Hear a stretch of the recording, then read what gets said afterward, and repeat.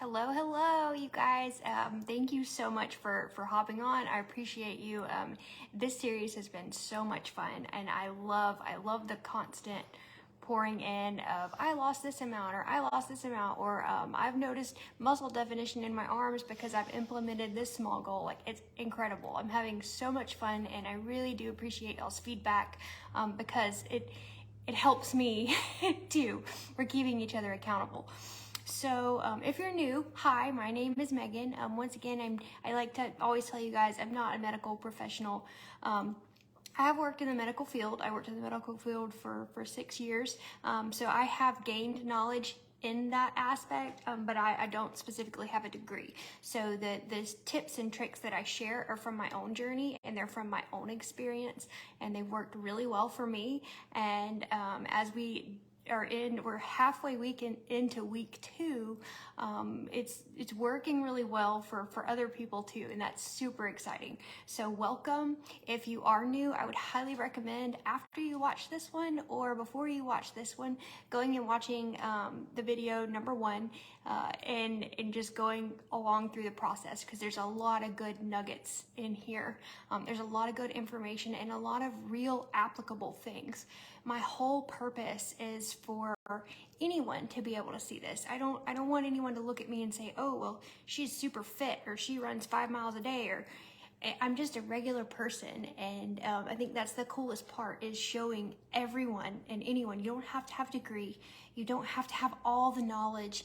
You can learn as you go, and you can have incredible results. All you have to do is stay consistent, change small little habits, and just work through it. Decide that it's something you want, and continue even when it gets hard. I have lots of videos on here about how you can get into the right mental space, how you can make sure you're getting better sleep, because that aids in your weight loss.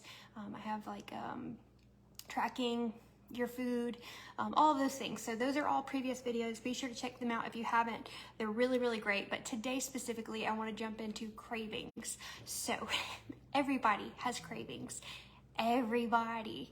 So today I want to teach you how to use something that you already probably know how to do. You just don't know how to apply it to cravings.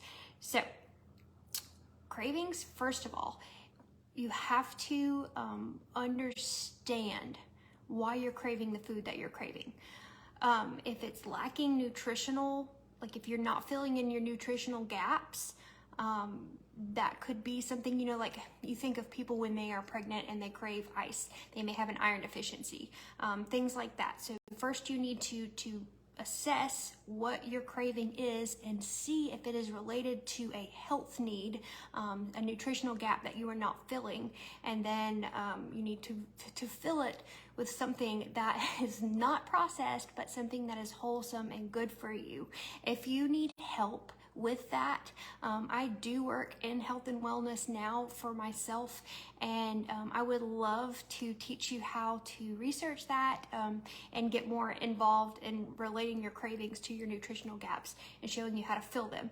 But if it's not that, if it's a craving of, let's say you just really want a chocolate chip cookie, okay, like I like chocolate chip cookies, and that has nothing to do with any kind of nutritional gap other than the fact that processed foods make you want more processed foods. So with that being said, that also falls into our knowledge point. You have to know that processed foods, chips, cookies, crackers, candies, all of those good things, they're formulated to make you want more. It's a sales pitch, guys. Literally, you can look at a bag of Lay's potato chips and their slogan is, bet you can't have just one. No, you can't, because it's genetically modified to make you crave more. So know that, and that knowledge alone, you say, okay, I'm gonna have one chip. No, you're not. You're gonna have 15, you're gonna have 20, you're gonna have the whole bag. Don't have just one of those chips. Know what you're putting in your mouth before you put in your mouth. Outside of knowledge, if you know what it is and you know that it is not related to a gap in your nutritional system, now let's talk about how we can use our tracking system and our planning system to keep us on track. So we're having that craving. this is the genius part of the MyFitnessPal app. What I would encourage you to do is plan your day out at the beginning of the day or at night before you go to bed. So that way, when you're having that craving, you can look and you can see, oh man, I really wanted this for breakfast, this for lunch, and this for dinner. I can do this for dinner, but I'd have to leave out X if I ate this cookie right now. Get what I'm saying? It gives you an accountability piece that you can look at and you know. And there are gonna be times when you're like, I don't wanna look at that stupid tracker. Look at the tracker. It will stop you 99% of the time. Okay, that's why the tracking is so important. The planning is so important because you've gotta have something to keep you on track. All right, and then my next point is, if you really do want something and you're just hungry, try to drink water. Make sure you're checking to make sure you're on track with your water. We talked about that yesterday. We talked about how many ounces that you need to have in a day. And I mean, I literally don't go anywhere without this. And it tells me, okay, it is 1:30. Have I drank to this spot yet? If I haven't, I'm gonna drink this to this spot and then I'm gonna wait 10, 15 minutes. 99% of the time for me, it's water. I'm not really hungry, I just need water. So if the water doesn't fix your craving, you're still hungry, I'm gonna teach you the switcheroo.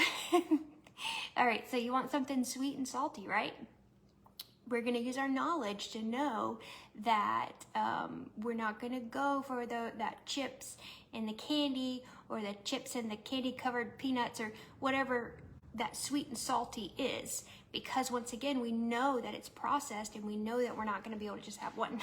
So instead, we're gonna switcheroo to strawberries and whole raw peanuts. Get your sweet, you get your salty, but guess what? You're not gonna crave an infinite amount because it's not processed. Once you start realizing how foods affect you, and you will, if you do this correctly, you'll start recognizing what makes you feel good, what makes you feel bad. You'll notice that with processed foods, often you'll eat it, you'll overeat it, then you'll feel like crap because you overate it, and then you feel like crap because it's filled with crap. So to avoid all of that crap, let's switch it to something more sustainable. Let's eat some grapes. Let's eat a banana. Let's have an apple. Let's have an apple and peanut butter. That's another really, really great sweet and salty thing. And the thing is, you're like, oh man, I don't want an apple. Okay. Do you want to lose the 10 pounds in 5 weeks? Or do you want to eat the whole bag of cookies and revert back to 2 days prior? We've got to keep our head in the right space. We've got to keep our tracking in the right space. And we've got to definitely make sure we're paying attention as we go on this process. Okay, so we've talked about knowing what you're eating and how that craving, what it's telling you.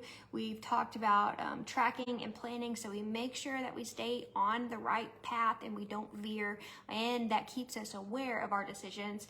We talked about the old switcheroo, where you switch something sweet and salty that's processed for something sweet and salty that's healthy. Now I want to talk about the avoid method, and man, I have mastered this. Okay, so the avoid method is my favorite. I always have stuff to do around my house. I have 2 kids, I have a husband, I have a bazillion animals. Seriously, y'all, I have 5 goats, a horse, a donkey, chickens, 2 ferrets, you name it, I probably have it. So I have enough things to keep me busy.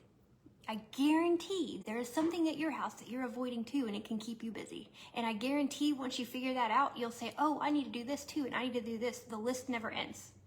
So if you've drank your water and you don't really want to spend that extra calorie count or whatever on that food, even if it is just like grapes and peanuts or something wholesome, you really want your prize for dinner. That's another video that we talked about. I'm gonna teach you how to avoid it.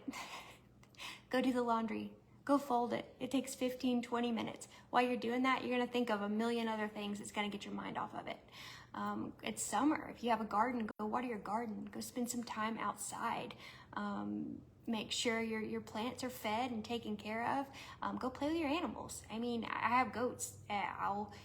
I have that on a schedule, but I have days where I go and I trim the goat's hooves. I have days where I pick out the horse's hooves. I have days where I cut the grass, I weed eat. There are constantly things that you can do, and I want you to kind of save some. Don't put them on your schedule specifically for when you do have downtime and you're having a craving and you need something like the laundry to do or the dishes to do. You're going to be really productive, really productive, and you're going to stay on track for today. Okay, I appreciate you guys so much for hopping on and watching. I will see you guys tomorrow. I hope this helps. As always, please put your feedback in the comments. Share with me what you like, what you didn't like, what you want to hear more of, and let's keep going. This is really fun. Happy Wednesday, you guys.